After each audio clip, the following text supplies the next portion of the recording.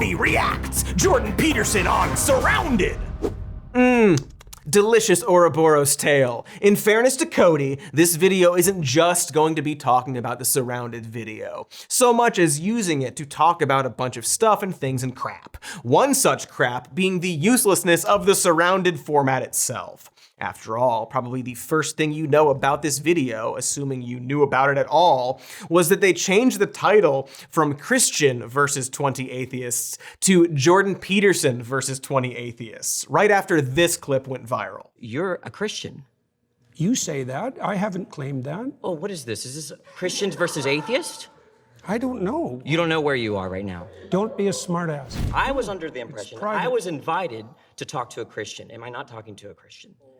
No, you were invited to. I think everyone should look at the title of the YouTube channel. You're probably in the wrong YouTube video. To be fair and balanced, he is being a bit of a smartass, isn't he? But that clip really does set the tone for the entire uselessness of the video, and of Jordan Peterson himself.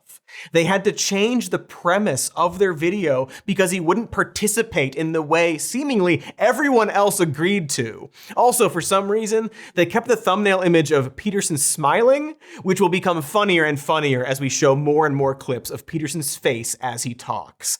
But they definitely had to change the title because while a video where a Christian who believes in the Bible debates atheists has a clear intent, this video doesn't anymore. It's just 20 atheists versus some guy with some vague thoughts about religion and stories and stuff. There's no clear opposing positions, and it immediately makes the entire thing pointless. Don't watch it. I wish I didn't. This change of title also immediately moves the goalposts for Jordan Peterson.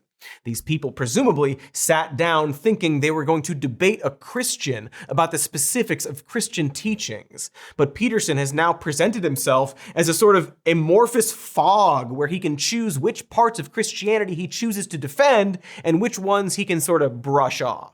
Well, I can't explain the rapture to you because that isn't something I concern myself with, and that's more of a sectarian belief than something that's central to Christianity. Now, there's all sorts of evangelical Protestants who might disagree with that, but that doesn't have anything to do with me. He does this several times throughout. Someone will say, well, what about the Christian belief in blank? And he'll just say, well, that doesn't interest him. At the same time, he'll constantly cite specific parts of the Bible that do interest him to make a point, such as one story that depicts God as unknowable.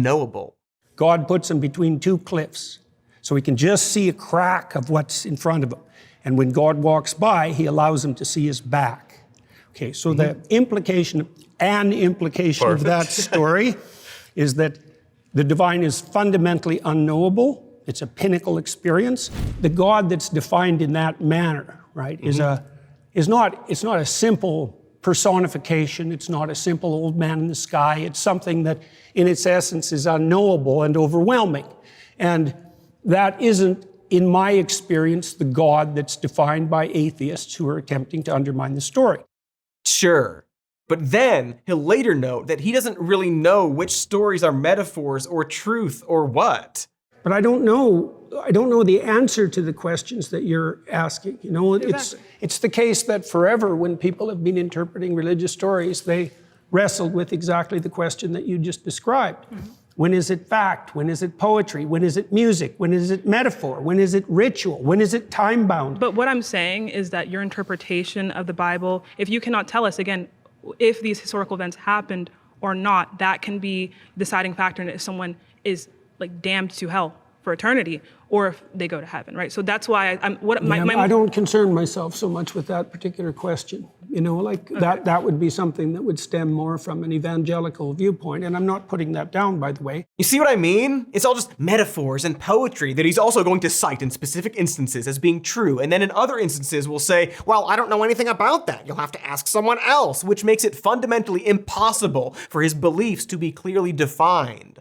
So the whole video feels like one big circular ramble, like listening to people on cocaine talk about music. He also, fittingly, says this at one point. So God says that you can own people as property. He says that you can beat them with a rod too.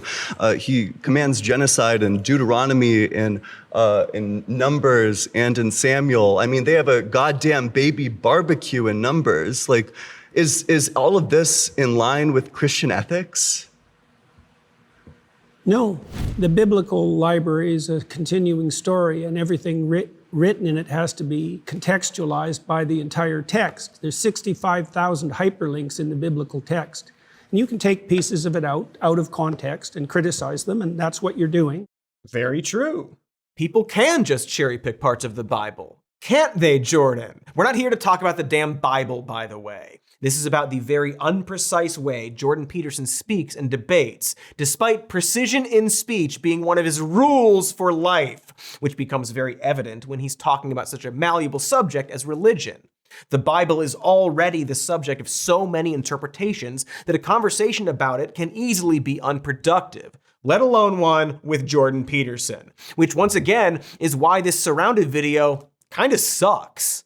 Ultimately, the only thing it does highlight, and what's quite amazing, is the sloppy way Jordan Peterson uses words themselves. Much like the Bible can be sometimes literal or sometimes a metaphor, so too does Jordan Peterson constantly change the rules for the conversation he is having. And you can see this in each of the claims he makes in the video. Atheists reject God, but they don't understand what they're rejecting. If you know Jordan Peterson, you probably know how this goes, because the obvious question you need to ask him there is, what do you mean by God? And Peterson opts for the very vague and very broad God is unknowable path as he described in that earlier clip we showed. The God that's defined in that manner, right, is not a simple personification. It's not a simple old man in the sky. It's something that in its essence is unknowable and overwhelming.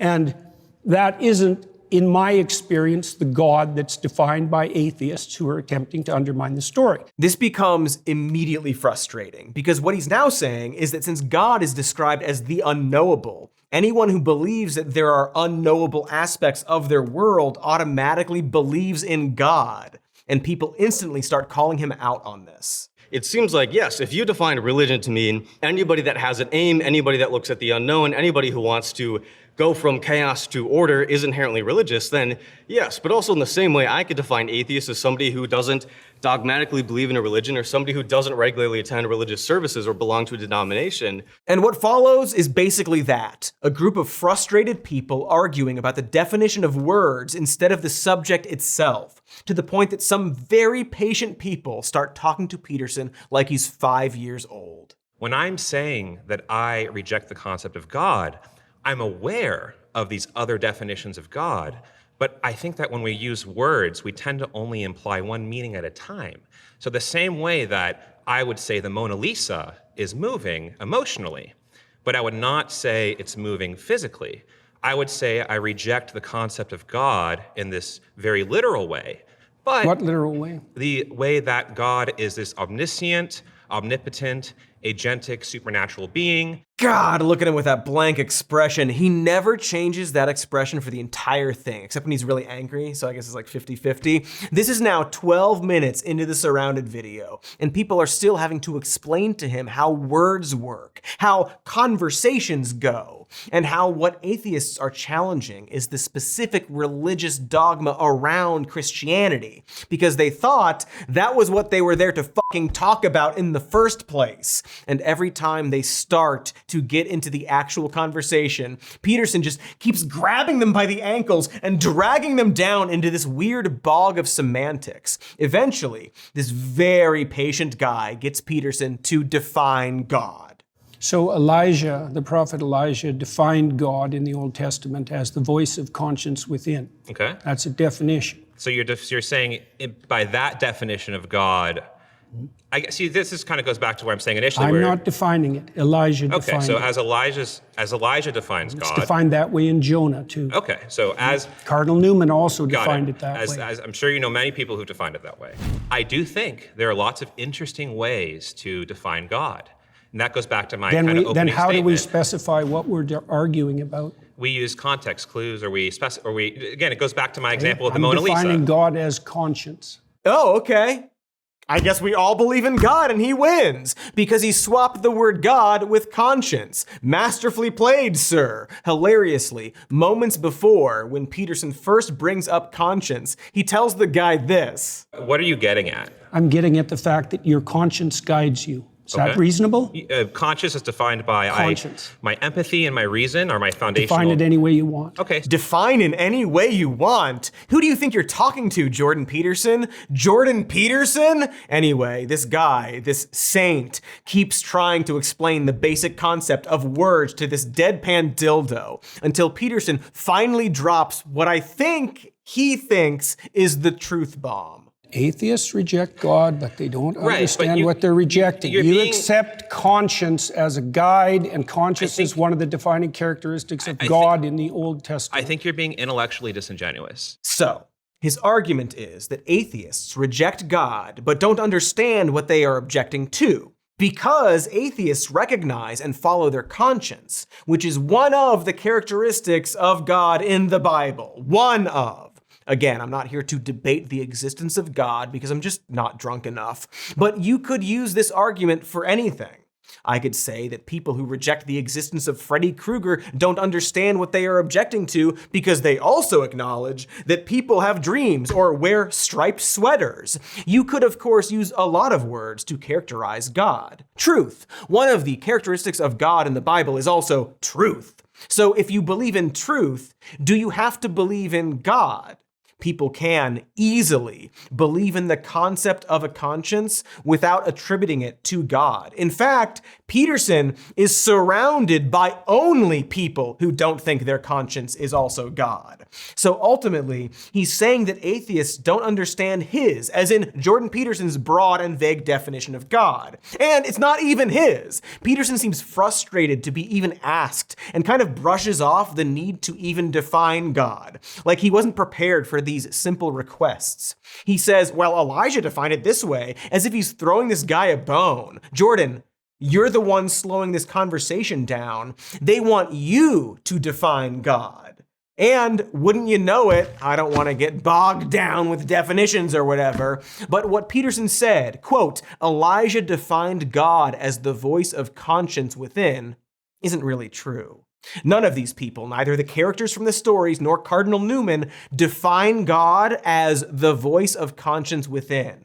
They consider the conscience to be something divine, yes, an aboriginal vicar of Christ, as the cardinal phrases it. Or, simply put, the conscience is the voice or a tool of God used to guide people toward truth and goodness.